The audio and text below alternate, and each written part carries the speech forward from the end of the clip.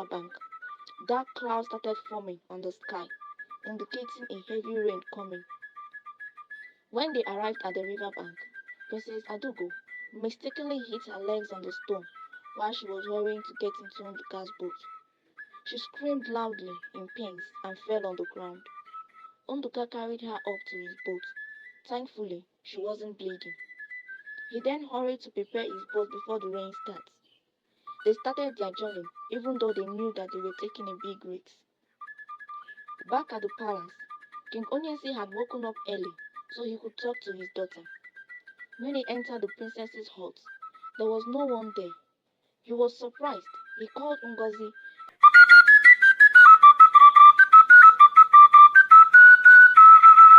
Once upon a time, in a far-away village called Onko, there lived a king named Onyeisi.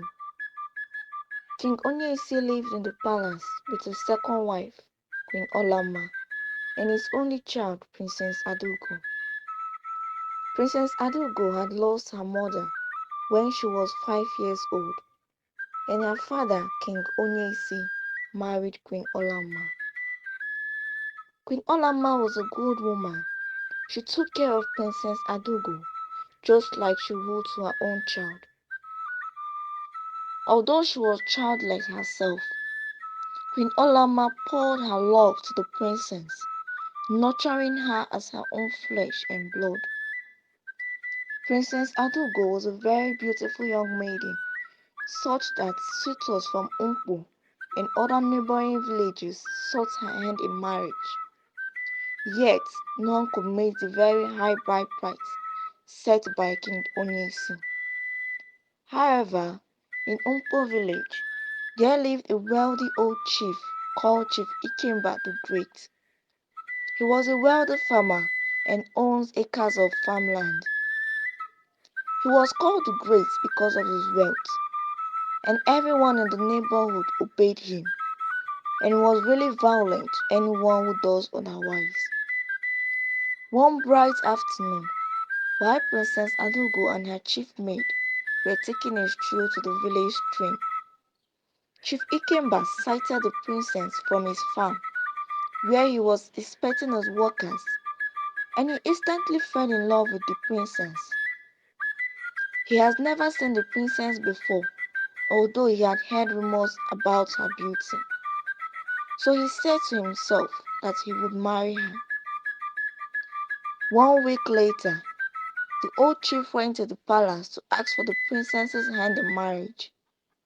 Chief Ikemba agreed to give to the king whatever he asked for. After concluding, Chief Ikemba was given a list which he told the king that all would be ready the next day.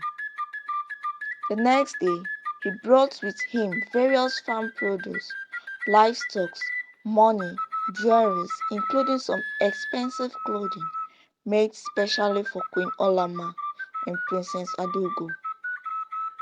The king was so happy that he has finally found a suitable suitor for his daughter, one that would take good care of her. In his mind, he was rest assured that his daughter would get anything she wants. He then decided to make the preparations for the wedding a secret because he knew his daughter would not be happy with his decision. The wedding would take place in the next Eke market day, that is a week from then. While the two men were talking, Ngozi, the princess' chief maid, overheard their conversations. She was worried and confused on whether to tell the princess what she had just heard or not. She was very close to the princess and was really worried about her. Meanwhile, Queen Olama was also disappointed about the king's decision. She doesn't want the princess to marry someone she doesn't love, or at least she has to be aware. The king rebuked her from saying anything about it to Princess Adaugo. Days and nights passed by, drawing close to the wedding. Princess Adaugo was sensing that something was going on in the palace, but couldn't figure out what it was since no one could tell her. 2 days to the wedding, Ngozi summoned courage to talk to Princess Adaugo.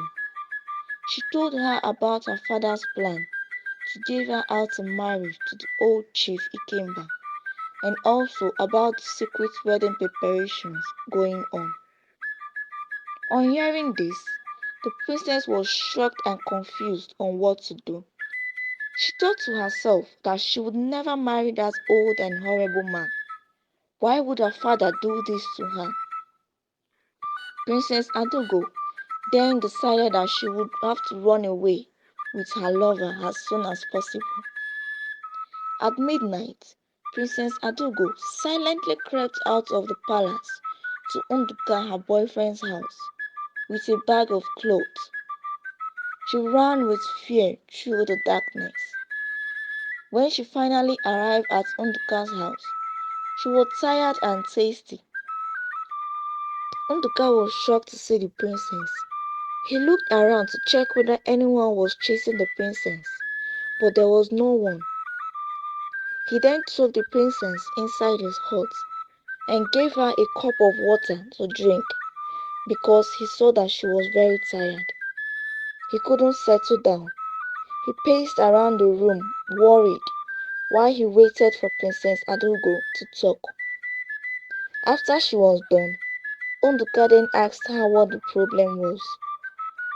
Adaugo breathed heavily before speaking. She told Nduka about her father's decision to marry her off to Chief Ikemba. Nduka, looking sad and worried, told the princess in a sad voice that he had nothing to pay for her bride price and he cannot compete with Chief Ikemba. Princess Adaugo then stood up, placing her hand on his shoulder. She told him that she has already come up with a plan, that they should escape to another village with the money she stole from her father. Nduka was a handsome young man. He was from a middle-class family. After the death of his father, his mother decided to return to her paternal village, but Nduka stayed back. Seeing how determined Princess Adaugo was, Nduka then concluded that they would relocate to his maternal village. Princess Adaugo was happy even though she would miss her family. She was determined not to marry Chief Ikemba. So they decided that the next morning they would take the boat to the other village, from where they would find their way to Nduka's maternal village. As the route on land was a bit far and her father might have noticed her absence. However, the king couldn't sleep that night because he knew that when his daughter found out, she would not be happy. So he decided that he would tell her about her wedding preparations to Chief Ikemba the next morning, since he feels he just wants the best for her. The next morning, before dawn, as Princess Adaugo and Nduka hurriedly arrived at the river bank, dark clouds started forming on the sky, indicating a heavy rain coming. When they arrived at the river bank, Princess Adaugo mistakenly hit her legs on the stone while she was hurrying to get into Nduka's boat. She screamed loudly in pain and fell on the ground. Nduka carried her up to his boat. Thankfully, she wasn't bleeding. He then hurried to prepare his boat before the rain starts. They started their journey even though they knew that they were taking a big risk. Back at the palace, King Onyeisi had woken up early so he could talk to his daughter. When he entered the princess's hut, there was no one there. He was surprised. He called Ngozi and asked her about the princess's whereabouts. But Ngozi was surprised too, as she wasn't aware of Princess Adaugo's whereabouts. King Onyeisi ordered that the guards went in search of the princess. The king guards searched everywhere but couldn't find Princess Adaugo. So they went back and told the king that the princess was nowhere to be found. Angrily, he ordered them to go back and search again. Meanwhile, Unduka and the princess were already halfway to cross over to the next village when the heavy rain started pouring. They paddled harder and harder. Unfortunately, the both of them could no longer control it as the heavy wind rocked the boat. The boat tipped over and Princess Adaugo and Unduka fell into the river. They struggled to get to the dry land. Princess Adaugo couldn't swim very well. She struggled to keep her balance, but was unsuccessful as the waves were strong, so they swept her into the river, letting out a loud scream. Unduka, hearing her voice, turned to her direction, only to see that she was gone. He was scared and confused as he shouted her name, but there was no response. He managed to reach the river bank. He wept painfully because he couldn't believe that the princess was gone. On the other hand, everyone in the palace were worried. They looked everywhere but couldn't find the princess. King Onyeisi was surprised and confused as to why his daughter would just go missing all of a sudden, especially when it was just 2 days before the wedding, which she doesn't know about. And most importantly, he believed Queen Olama wouldn't go against his words. So King Onyeisi decided to consult the oracle to know the whereabouts of his daughter, if she willingly left the palace, or whether anything has happened to her. The following day, at noon, the village native doctor was summoned to the palace. He dropped his bag on the floor and started performing the rituals.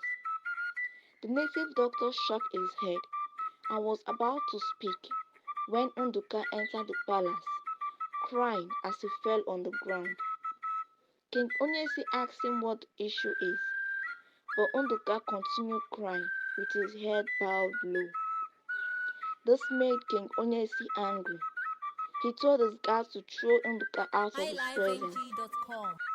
The native doctor then intervened and told the king to be patient and hear from him. Unduka then told them all that happened from when Princess Adaugo came to his hut to how she drowned in the river. King Onyeisi and Queen Olama couldn't believe their ears. Words couldn't come out of their mouths as Queen Olama started weeping. Out of anger, King Onyeisi ordered Unduka to be locked in the palace prison because he couldn't protect the